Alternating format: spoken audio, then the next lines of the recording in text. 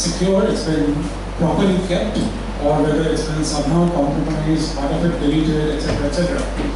And the archival of it. So there might be things like emails that I might have to store for a bank for the last 10 years. So archiving facilities. Is the audio okay, or should I use that mic? It's okay. For reasons of privacy, the cloud provider should provide a facility for the customer to store their data in encrypted form. So you would want to store it in encrypted form on the cloud. Why? Because you do not trust the cloud service provider. So you're using the cloud for multiple things. Number one is you've got this huge amount of data. If you're a bank, for example, or the military, of course in the military case you might not want to store it on the cloud. But if you're a large retail store, etc., you have a large amount of data and you want to store it in the cloud. That's one reason why you want to use the cloud. But as you know, there might be multiple reasons. For example, to do computation. You don't want to do computation. These computations are very intensive and you don't want to deploy a large number of servers in your organization to do everything. So you might want to actually use or rent out the facilities in the cloud. So besides storage, computation as well, and that's the thing that we will come to very shortly again. So often the customer, they want to obtain meaningful results from that data. How do you perform operations on encrypted data? So now here is a problem. Your data is stored in the cloud. Let's suppose it's all payroll data of your 10,000 employees in this particular organization. And a simple query, what is the total amount that you are spending by way of providing, for employee salaries? What is the total outlay of the organization for employee salaries? So you want to add up all the 10,000 salaries or whatever that is, and get that final result and give it to the customer. Now the problem is that this is all stored on the cloud, and all this information is stored in encrypted form. So what should I do? So one approach is to download encrypted data from the cloud provided to the customer. So download all those 10,000 salaries to the customer premises. The customer would decrypt the data, because it's stored on the cloud in encrypted form. So the customer would decrypt the data, perform computations. In this case, it's a simple addition of all these things, but in general, it could be very complicated forecasting algorithms and stuff like that you might want to do. So perform computations of the data, re-encrypt the data, and then send it to the cloud if you modify the data. So re-encrypt the data and send it back to the cloud. So if you think like even, I am 10% to each person's salary. So then you have to re-encrypt the data and send it back to the cloud. But that would defeat the purpose of outsourcing, because so much of the computation is being done on the customer premises by customer servers and so on. So that defeats the purpose of cloud computing. You're only using the storage facility, not the computational resources on the cloud. So as I mentioned before, these are some of the requirements: data and code integrity. So you might have some applications that are running with code. I might create my own application. For example, if I'm doing medical diagnosis, I might have my own AI kind of software, machine learning software that is running in the cloud. Now, how do I know that it is my software that's running or somebody else's software? So patients are submitting the cloud data, their reports, medical reports, and my facility, my software in the cloud is supposed to provide the diagnosis of the person. How do I know that that particular software is actually running in the cloud or somebody else's software? So that's the issue of code integrity. Then there's of course data integrity and data privacy and code confidentiality. I've got these very complicated AI and machine learning algorithms for medical diagnosis, which my team of people have devised over the years, and I don't want the cloud to see it. So even your code should not be visible to the external world. So these are some of the important requirements, but let's end at that. Query privacy. Suppose I've got all these medical reports. I might not want anyone to see what are these medical reports. I've got about 20 different, 30, 40 tests that I do every 6 months of the year.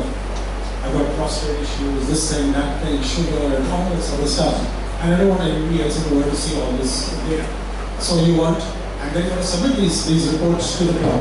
So you want query privacy and query response privacy. You wake up and say, I've got severe prostate problems that need to get operated for the next month. I don't want the whole world to know about that, right? So even the query response needs to be needs to be kept in private. And then query controllability. Not anybody could just go and query this cloud, say, here are my medical reports, tell me what's the problem with me. You want them to make a payment and so on and so forth. You want to control who can actually query the cloud for medical diagnosis, and only those who have paid a certain amount can do so. And then of course key confidentiality. So all of this thing has to be stored in a confidential form, and you need keys for that. So you don't want those keys to be compromised. So this thing that I just mentioned. So what are the solutions therefore to providing all these different requirements that we mentioned? What are the solutions to providing these requirements in the cloud? So one of them is a very hardware-ish solution known as secure enclaves. And there's a product that's already out actually by Intel. How many of you have heard of Intel SGX? Intel SGX, it stands for software guard extensions. So this is a thing, I'll talk about it a little bit later in a few slides. This is a particular product that actually creates a very secure enclave, isolated kind of system, an isolated environment for you to perform sensitive operations on the cloud. So it's within a processor itself, but it's very tightly guarded. And it's very interesting that the reason they have this kind of thing is because of fears that even the operating system can be malicious. Now, as you know, the operating system, say Linux for example, has millions of lines of code. Nobody in the world can sit down with his team and figure out whether this thing this code is all secure, or whether it's been something very malicious somewhere in the middle of that code. So you need to protect against even the operating system, even against the hypervisor and so on. And that's exactly what SGX does. It doesn't even trust the operating system. It doesn't trust any software components except the actual code that is running on behalf of that particular company that has created the medical diagnosis code, for example. So it creates a secure, isolated environment for sensitive code to run on an existing processor where even the OS is assumed to be untrusted. So that is a hardware-ish kind of solution. Then there is another solution which is called homomorphic encryption. So this is the holy grail of cryptography. We have tried to look at this, and the problem, as I mentioned before, is can you perform computations on encrypted data? So you want to add up all these employee salaries. Can I just take the ciphertext of those salaries, add them up, for example, and then decrypt the thing that I've added, and that is the actual sum of the employee salaries. That's the basic idea. I will again talk about it on the whiteboard because it's such an important idea for you. What is this business of homomorphic encryption? And then there's this other thing called multi-party computation, which people have researched and continue to do so. It's a little bit compute intensive, but it's also a very good solution to this business of privacy on the cloud. So coming to homomorphic encryption, which will be the focus of this talk, and a little bit of SGX. So this pure cryptographic solution via homomorphic encryption. So let's see if this makes it clear. There are plain text, for example, M1 and M2 are encrypted. So plain text of your salary, let's suppose the salary is 10 lakhs, you take M1 is 10 lakhs and M2 is somebody else's salary 12 lakhs. M1 and M2 are encrypted by the customer and stored in the cloud. So you encrypt it, it's complete garbage to everybody else, and you store that in the cloud. The customer wishes to receive the result of the computation f of M1, M2. So f is an arbitrary function, and you want to operate on M1 and M2 via f. Right? So as I said before, one possibility is to get, so if C1 and C2 are the ciphertext corresponding to M1 and M2, one possibility is to get C1 and C2 to your own premises, operate on it, f of, so let me just show this. Can I use this whiteboard? Everybody can see it.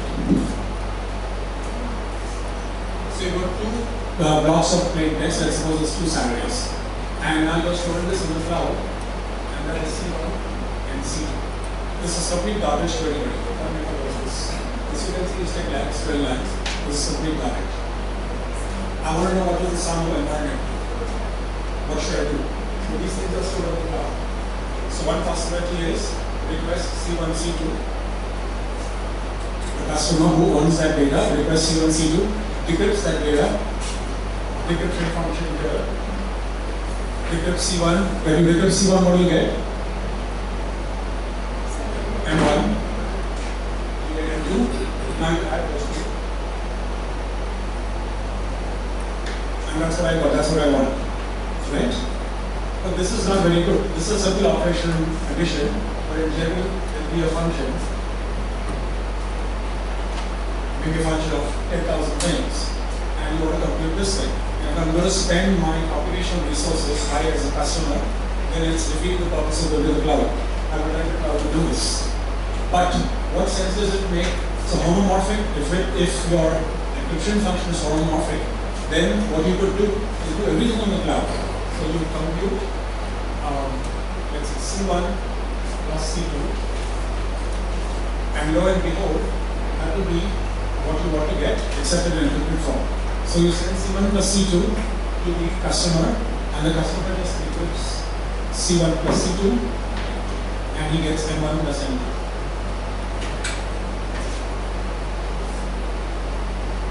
Is there any questions about this basic idea?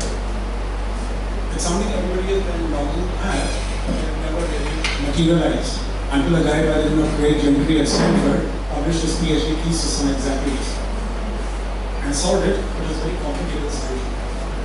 Very, very complicated, time-consuming solution. And of course, as you know, many people came onto the scene and got better and better, faster and faster solutions and so on. But still, the solutions tend to be quite computationally intense. Is this idea clear? Homomorphic encryption. So it will be more clear in the slides also. So the customer wishes to receive the result of the computation f of m1, m2. The cloud server computes f of c1, c2. Actually, it will not be the same function. It will be another function g. In general, it will be another function. And sends the result back to the customer. Note that the function operates on C1 and C2 may not be the same as the one that operates on M1 and M2. So it could be some, instead of F being operated on C1 and C2, it could be some shape. The customer decrypts F of C1 C2 and obtains F of M1, M2. Note that the customer does not trust anyone with his data, not even the cloud provider. So she alone has the key to perform the decryption. The final decryption has to be performed by her. If there's any question, any point, please stop me, because I love to get questions. And don't think your question is stupid, there will always be some sense in the question. So don't hesitate, don't be nervous. Homomorphism with examples. So this is just a basic definition. E of M1, E of Mi operated on Mj is E of Mi operated on E of Mj. So then we say that this thing is this encryption function is homomorphic with respect to this operation. The implication is you can perform the computations in the ciphertext domain. Now it turns out this is not very strange to us actually. We've had examples in the past of encryption schemes that were partially homomorphic. An example is RSA. RSA and any command are homomorphic with respect to multiplication. Try to think of why this is so. Homomorphic with respect to multiplication, but not with respect to addition.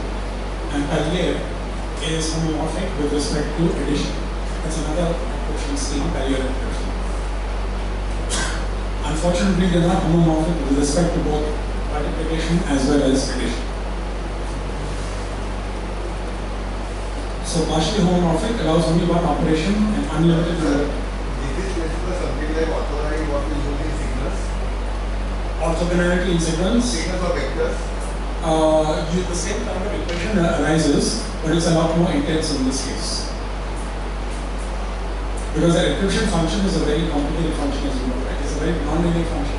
Most of those functions might be some ordinary elements.